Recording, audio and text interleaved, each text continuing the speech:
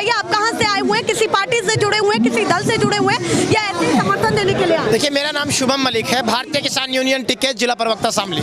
आगे बताएं क्या कहना है, क्योंकि देखिए लगातार ये कह रहे हैं कि हम तो उठेंगे नहीं। FIR जरूर दर्ज हो गई है लंबे समय के लिए। कमाल का मुद्दा इस देश ने कर लिया 2014 के बाद। FIR हो गई एक केस में, वो मुकदमे लगे, उनका हिसाब कौन देगा?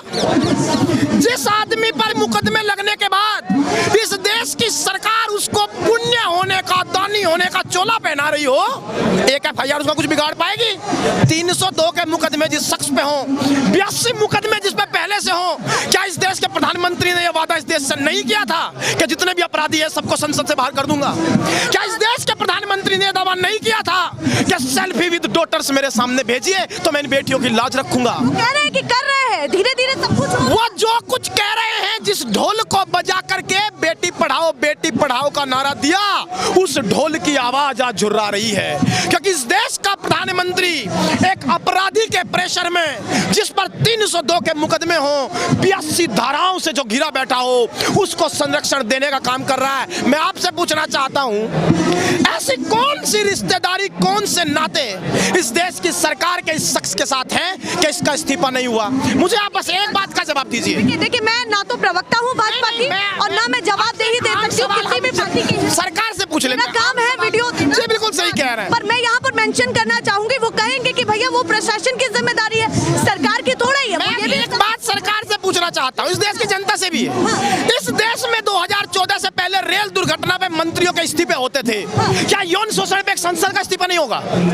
मुझे बताइए, क्या ये वही भारत है कि नहीं है? तो कह दो तख्ती पर लिख करके, भारत को हम संरक्षण दे नहीं पाए, बेटियों को हम बचा नहीं पाए, इसीलिए आज एक सांसद इस देश में बेटी की लाज से बड़ा हो गया। हम एक बात कहना चाह रहे हैं कि प्रधानमंत्री दो बात कह दे, या तो ये कह दे मुकदमे इस आदमी पर झूठे लगे हैं, प्रशासन खराब था, ठीक, या एक बात कह दे कि प्रशासन ने ठीक ही काम किया होगा, तो इसका कोई आपराधिक रिकॉर्ड रहा होगा। ये भी कहेंगे कि क्या पिछले जो आपराधिक जो सूची है लंबी है, आप उसके बिहाफ पर ये कह देंगे कि ये मामला जो है कहीं ना कहीं उसमें सीधे सीधे आरोप, इस आदमी का आपराधिक रिकॉर्ड है कि नहीं? जब इस देश में एक बच्चा सरकारी नौकरी करने जाता था, उसका कैरेक्टर सर्टिफिकेट चेक होता है, बिल्कुल होता है, जाकर के थाने में जांच होती है, पूछा जाता है इसमें कोई मुकदमा तो नहीं है, उसके बाद वो दिल्ली पुलिस का कांस्टेबल बनता है। अगर एक आदमी एक मुकदमे से दिल्ली पुलिस का कांस्टेबल नहीं बन सकता, तो एक आदमी इसी मुकदमों के बाद इतने बड़े पद पर कैसे बैठ सकता है? सीधा जवाब आप दीजिए। आज इन बेटियों का मामला है, अगर जैसा भी ताकतवर हो, जितना भी ताकतवर हो, हाथ सरकार का हो या खुद प्रधानमंत्री का हो, पद छोड़ना पड़ेगा और यहाँ मैदान में आना पड़ेगा। एक बात समझ लो,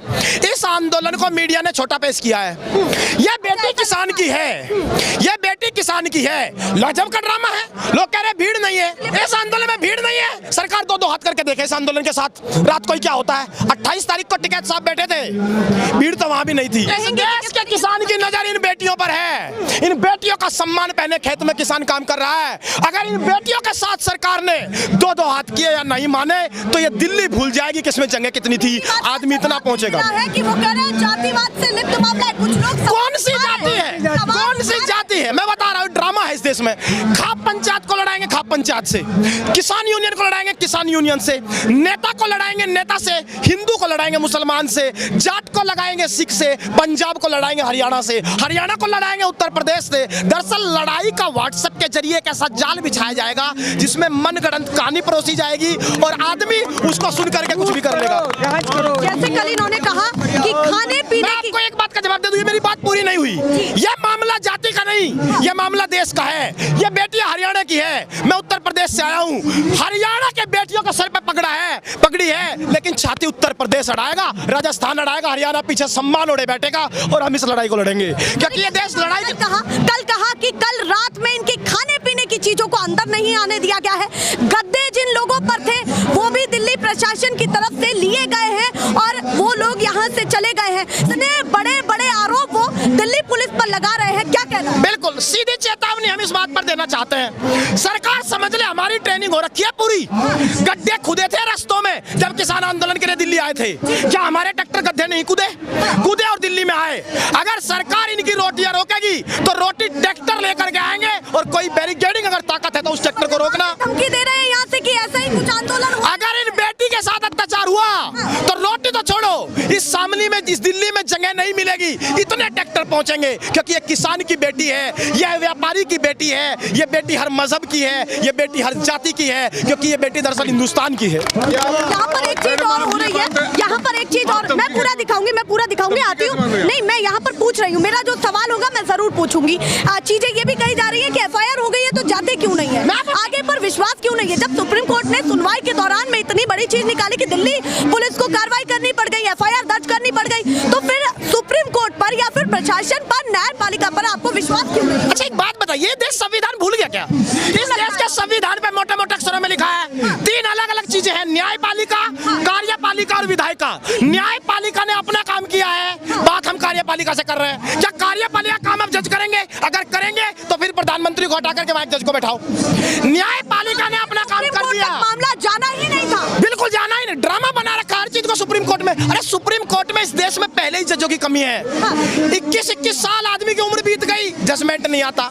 सरकार से सवाल है और सरकार पाले में फेंक दे सुप्रीम कोर्ट के। सुप्रीम कोर्ट अपना काम कर रहा है, न्याय की उम्मीद है और वहां से आया फैसला सर माथे पर ओढ़ करके यहाँ बैठे हैं। लेकिन सुप्रीम कोर्ट का नाम लेकर गए, सरकार को हम माफ कर देंगे, इस भ्रम में ना मीडिया रहे और ना ये देश रहे। दो सवाल है मेरे, अंतिम सवाल है कि क्या आपने पूरी तैयारी कर ली है जो इन लोगों ने विनती की खाप पंचायत से, किसानों से, विपक्षी दलों से भी की कि जो भी हमें समर्थन देगा हम विनती करते हैं कि हमको ज्यादा से ज्यादा समर्थन मिले, हम उनके आभारी हैं, ये इन्होंने इतनी बड़ी बात कही। एक बात समझ लीजिए, तैयारी इस देश में 6 महीने से हो रखी है, जब ये बेटियां पहली बार आई थी। दूसरी बार आया, मुद्दा तभी उठ गया, मुद्दा दबा ही नहीं था। सरकार भ्रम में है कि चली गई, पहले भेज दी थी समझाकर, अब भेज देंगे इसका एफआईआर का ढकोसला बनाकर। कह रहे हैं कि भैया राजनीति थी इसीलिए चले गए। राजनीति अगर इस देश की वो बेटी कर रही है जिसने तिरंगे को ओढ़कर इस देश को चमक का कारण दिया था विश्व स्तर पर, तो फिर इस सरकार को शर्मसार होना चाहिए। और अगर जब बात यौन शोषण की होगी, जब बेटी के सम्मान की बात होगी, राजनीति छोड़िए, वो इस देश को सत्ता चलाने की हिम्मत रखती है। इन बेटियों को कमजोर मत समझना, जो आरोप लगाना है। आपने कहा किसान आतंकवादी, भी कह दिया है कि जहां पर हम पूरे ग्रुप में रहते हैं तो वहां तो हम कोच की लाठियां खाते हैं जब हम प्रैक्टिस करते हैं, कोई बात नहीं, यहाँ पर अगर बलपूर्वक हम पर वार किया जाएगा तो हम उसके लिए भी तैयार हैं। पूरी बात मैं कह देता हूँ दूसरे शब्दों में, इन बेटियों ने अखाड़े में लड़ाई लड़ी है मिट्टी को माथे पे लगा करके। अगर सरकार को भरम है तो अब ये सड़क अखाड़ा बनेगी और सरकार को 2-2 हाथ करना है तो इस सड़क पर दोबारा अखाड़ा लगेगा, यही पहलवान होगी और यही 2-2 हाथ होगी। मतलब जब तक सीधे कार्रवाई नहीं होती है यहाँ से उठने का कोई मतलब चाहे कितने दिन का भी प्रदर्शन। सोचो, वो छोटी बच्ची जो 5वीं क्लास में बैठी है, शायद जानती भी नहीं होगी दिल्ली में क्या हो रहा है, लेकिन सवाल उसके भविष्य पर है। इस तरह के लोग अगर आज बच गए तो कल वो बेटियां कैसे बचेगी, ये सोच के हम आए हैं। जब आदमी के मन में पाप होता है तो वो नजर झुका करके सड़क पर चलता है, तो इसीलिए मन में पाप है। और जब मन में पाप है, अपने कर्म वो जानता है, सरकार भी जानती है, लेकिन क्योंकि कोई प्रेशर पॉलिटिक्स काम कर रही होगी। मैंने बताया, राजनीति के सफेद कुर्तों में रंग बहुत होते हैं, बस वो दिखते सफेद है। इस साहब के रंगों के निकलने का टाइम अब आ गया। देखिए, आंदोलन की एक रूपरेखा होती है, ये आंदोलन अभी शुरुआती दौर में है। सरकार मान गई तो ठीक, नहीं तो इसके दूसरे पड़ाव का ऐलान होगा। जब इसके दूसरा पड़ाव क्या ये बताकर, जब दूसरे पड़ाव का ऐलान होगा तब दिन ये बेटियां नहीं फिर सरकार गिनेगी, जैसे किसान आंदोलन में गिन रही थी कि 26 जनवरी को ये हुआ, फलाना हुआ, ढिमका हुआ। सरकार या तो मान ले, नहीं तो पूरी खाप पंचायतें इस आंदोलन के दूसरे पड़ाव का ऐलान करेगी। और जब दूसरे पड़ाव का ऐलान करेगी उस समय इस देश की बागडोर अब ये बेटियां तो आगे बैठी रहेंगी, किसान संभालेगा, नौजवान संभालेगा, जवान संभालेगा, क्योंकि ये पीढ़ियों का मामला है, उन बेटियों का मामला है जिन्होंने अपनी सुरक्षा की कसम राखी बांध कर खाई है कि मुझे मेरे भाई सुरक्षा देंगे। हर आदमी यही नजरें गड़ाए हुए है कि आगे क्या होगा, जरूरत पड़ेगा तो हर शख्स यहाँ होगा।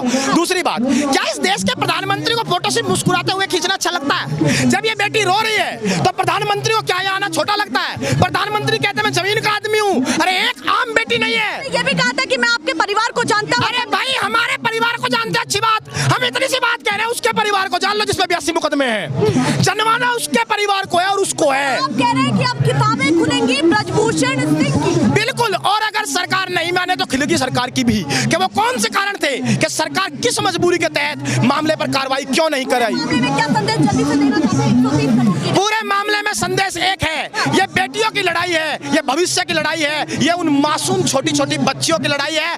देश जरूरत पड़ने पर सड़क पर होगा, लेकिन अगर सरकार नहीं मानी तो ये भारत इतिहास में लिखेगा कि जब संसद की नई दीवार में प्रधानमंत्री फोटो खिंचवा रहे थे तब उस वक्त बेटियां न्याय सड़क पर मांग रही थी। इस देश का इतिहास में जगना होगा, लिखना होगा। भैया 10 मिनट के अंतराल में सारी चीजें बता दी हैं कि क्या है क्या नहीं है, और किसका पाला कितना साफ है, किसका कॉलर कितना गंदा है, सारी चीजें बता दी। मैं कह रहा हूँ, आपने कहा हमारी बेटियां सड़कों पे बैठी है, आंसू बहा रही है। आज हमारी बेटियां सड़कों पे नहीं, सिंहासन पे बैठी है, हम लोगों के सरों पे बैठी है, पूरे देश के सरों पे बैठी है। इनको सड़कों पे बिठाने वाले कल सड़कों पे आएंगे, वो भी आंसू बहाएंगे, इसी तरीके से रोएंगे। उनकी सत्ता का विनाश इन बच्चियों की वजह से होगा और वो एक दिन अपने आंसू। मतलब आप कह रहे हैं सत्ता परिवर्तन का कारण ये तमाम महिला पहलवान। बिल्कुल बिल्कुल ये सत्ता का विनाश इन बेटियों की वजह से होगा। और जो आज इन बेटियों को रुला रहे हैं, सड़कों पे सुला रहे हैं, कल को वो सड़कों पे होंगे, वो महलों में नहीं होंगे। आज जो राजनेता बने हुए हैं, बड़े बड़े मंत्री पद पे हैं, कल वो सड़कों पे रहेंगे। देख लेना, मैं इस जंतर मंतर से बोल रहा हूँ, आने वाले 1 साल के अंदर ये परिवर्तन आपको दिखाई देगा। जय हिंद, जय भारत। बहुत धन्यवाद। क्या यहाँ पर तीखे स्वर लोगों के निकल रहे हैं और लगातार ये जमावड़ा बढ़ता भी जा रहा है। और सबसे बड़ी बात ये है कि लगातार हर दल, हर कहीं ना कहीं समाज सेवा वाले जो दल हैं वो तमाम लोग खुलकर के सामने आ रहे हैं। और थोड़ा सा जंतर मंतर की तस्वीरों को दिखाइए कि किस तरीके से यहाँ पर लोग जगह जगह से आ रहे हैं और कितनी महत्वपूर्ण ये तस्वीरें अपने आप में हो जाती हैं। और लगातार ये भी कहा जा रहा है कि ये ना समझे कि FIR दर्ज होने भर से हम यहाँ से उठ कर के चले जाएंगे। जब तक पूर्णतः कार्यवाही नहीं होती, जब तक हम नहीं मानेंगे। ऐसी तस्वीरें लगातार मैं आपको दिखाती रहूंगी। फिलहाल के लिए नमस्कार।